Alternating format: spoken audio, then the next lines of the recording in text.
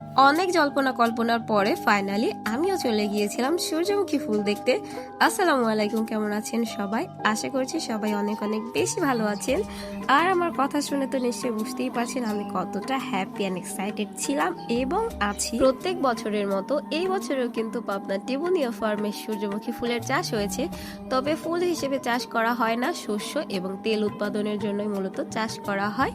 আমি গত বছরেও এসেছিলাম, তবে ব্যাড লাগছে ওইবার আমি ঢুকতে পারি নাই, কারণ যখন লোকজন বেশি হয় আর ফুল ছেঁড়াছিঁড়ি শুরু করে দেয় তখন ঢুকতে দেয় না। তাই এই বছরে দেরি না করে খুব তাড়াতাড়ি চলে গিয়েছিলাম। আর আমরা যখন যাই তার কিছুক্ষণ পরে আমাদের দেখা হয় পাবনার সবার প্রিয় প্রথমা আপুর সঙ্গে। আপুকে তো সবসময় ফোনেই দেখা হয়, তবে সামনাসামনি দেখা হয়ে খুবই ভালো লাগছে।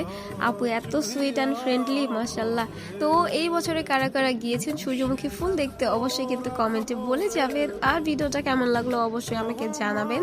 তো আমরা ফুল টুল দেখে আবারও রওনা দিয়ে দেই। আজকের ভিডিওটা এই পর্যন্তই। ভালো থাকবেন সবাই, আল্লাহ হাফেজ।